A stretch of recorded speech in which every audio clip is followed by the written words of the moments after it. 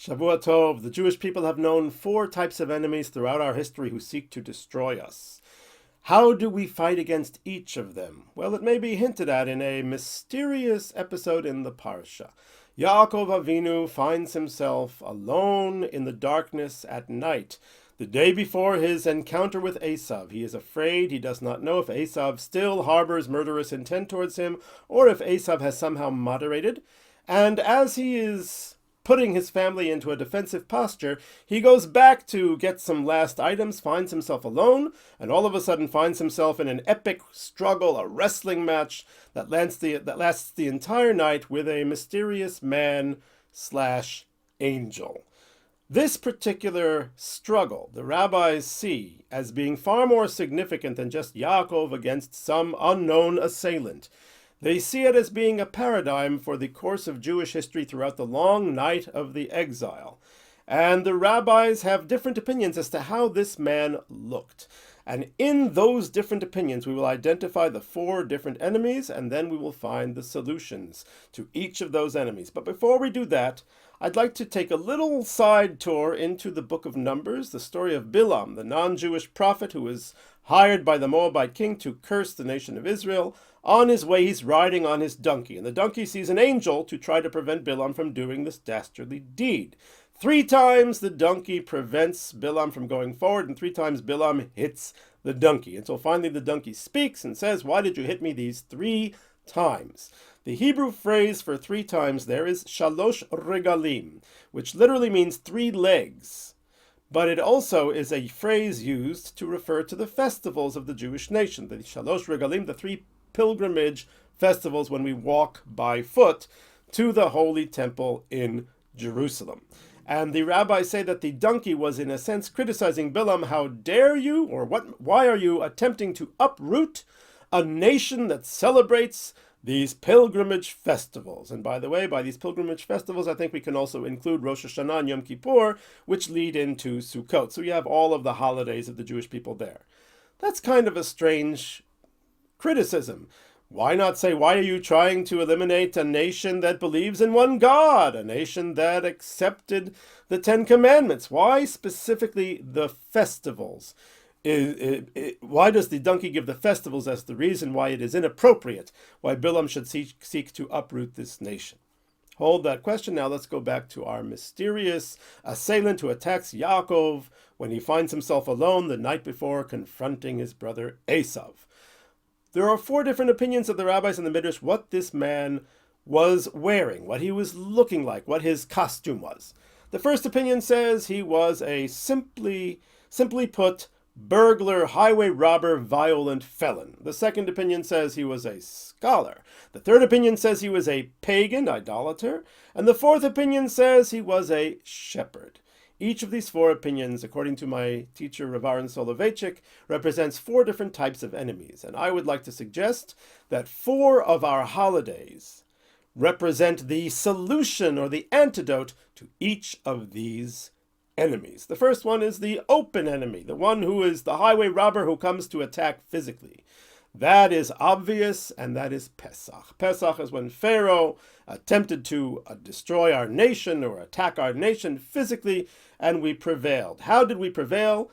This is the first thing we need to know, is that when we are attacked physically, we must stand up and proudly proclaim our faith and know that we fight together with God and to indeed join the fight, and then we will be successful. As the Haggadah says, first of all, the Jewish people did something tremendously brave. They made an announcement, a declaration, that they were not going to roll over and play dead. How so? They took the blood of the sacrifice of the Passover, something which the Egyptians rejected entirely because they worshipped those animals, and the Israelites took that blood and smeared it on the outside of their houses, on the doorposts and on the lintel. Quite amazing. They said, basically, we trust in God. We don't care what you think, and we will prevail. And indeed, the Haggadah says that in every generation they have risen against us to destroy us, but the Holy One, blessed be He, delivers us from their hands. So that's the first clearest type of an enemy, the one who declares their enmity.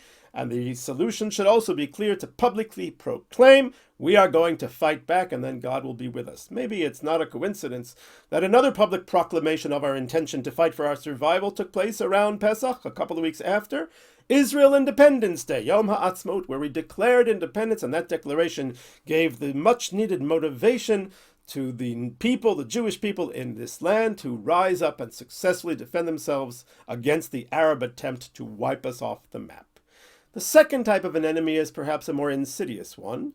The theologian, the Talmud Chacham, the scholar. These are those who seek to cause us to doubt our own faith. I am reminded of the famous disputations of the Middle Ages. Very often, Jewish communities in Europe were forced to listen to speeches by the priests of that area, who would then try to convince them to believe in the Christian Messiah. And very often the rabbis were forced to participate in unfair debates where the rabbis were not allowed to say anything that would be deemed offensive to the Christians, which meant basically they couldn't argue their points. And of course the Christians therefore took that advantage, and the Jews were forced to listen in. Only on one occasion was there really a famous fair debate in 1263, I believe it was, between Ramban, the great Rabbi Moshe ben Nachman, and the apostate Jew Pablo Cristiani under the auspices of King James of Aragon, and the Ramban insisted that in order for it really to be a true debate, he has to be able to speak freely, and King James, who was interested in truth, agreed. So this was an example when the Ramban was able to speak freely of him winning the debate and giving tremendous encouragement to the Jewish people at the time. So the second enemy is the theologian. And the solution to that is Shavuot, the next festival, the Zman Matan Toratenu, the time when we got our Torah. We as Jews must know what we believe. If we don't know what we believe, then we are prey to those who will convince us otherwise. The Christian missionaries bring their proofs from the books of our prophets. It's every time a mistranslation or an out-of-context quotation that they will give you. But for those who don't know better, it can seem very convincing. I see ads on Facebook for this kind of thing all the time. And therefore, I think it's not just important for us to know what we believe in our religion, but it's also important to know what their attempted proofs are, and to know where they are misleading you and being dishonest so that we can properly defend ourselves. So the solution for the attack of the theologian is the festival of Shavuot, becoming fluent in knowing our own Torah, our own heritage, our own beliefs. The third enemy is the pagan, the idolater. And my teacher, Rav Aaron Soloveitchik, explains this symbolizes those who seek to cause us to become swept up in the pursuit of hedonism, of pleasure, of lust.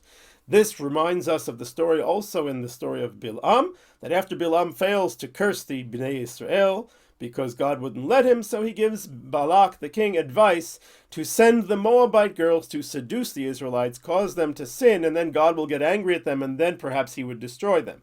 That was Bilam's plan. And well, society being more and more permissive and more immodest tempts us very sorely, and a lot of people intermarry for this exact reason. So we have to defend ourselves against that. And what holiday teaches us how to do that? Perhaps more than any other, Yom Kippur. Yom Kippur is the day when we say to our physical desires, you're going to wait 25 hours while we become like angels, spiritual powerhouses. It teaches us the importance of modesty. Modesty is a strong Jewish value. And the more we can control our drives and our lusts and behave with modesty and protect ourselves from not seeing things which we shouldn't see and living according to a different level of modesty, then we will be safe from the temptations of a society that doesn't seem to have any boundaries whatsoever. Yom Kippur teaches us that we are in control of our physical existence as well, and it is up to us to become spiritual people who can withstand the attack of this third dangerous enemy. But perhaps the most dangerous enemy of all is the shepherd. What is a shepherd? Says Rav Aaron, a shepherd is someone who loves and cares for his flock. The shepherd, in my mind, represents those who come to destroy us with a hug. With a hug, a welcoming in. Be part of our society. Don't be different from us. Why do you insist on not eating with us and not marrying with us and not being part of us? Why do you insist on remaining different? This is a very dangerous enemy. And what is the solution? Because we don't know to beware, because it seems like they're coming with love. And indeed, very often college students are very often prey to cults because they're on their own for the first time, they're feeling lonely, and a cult comes and says, join us, you will have people who love you and care for you every single day of your life. It's very, very tempting. Western society in general has opened up its arms and given us a hug, not necessarily with evil intent, but the result has been the same. That's more and more Jews have a lesser and lesser awareness of their Jewish identity. What is the solution for the hug? The festival of Sukkot, which I say is the festival of hugging. There are two main hugs which happen. One hug is that the Jewish person takes the four species, the Arba Minim, the Lulav, Etrog, Arava, and Hadassim, and hugs them, holds them up together, and embraces them. That represents us hugging each other, because that represents the Jewish people. So the first thing is, for these lonely people, they must be hugged, but by us, not by those who would take them away from us. We have to hug each other. And then we go into the Sukkah, which represents the divine hug, that God is hugging us. So that is the solution to this. This is the most dangerous of all of the enemies, and therefore it is most important that we hug each other and allow ourselves to be embraced by God. And I think that this one is actually hinted at in the story of Yaakov with this particular mystery man who looks like a shepherd.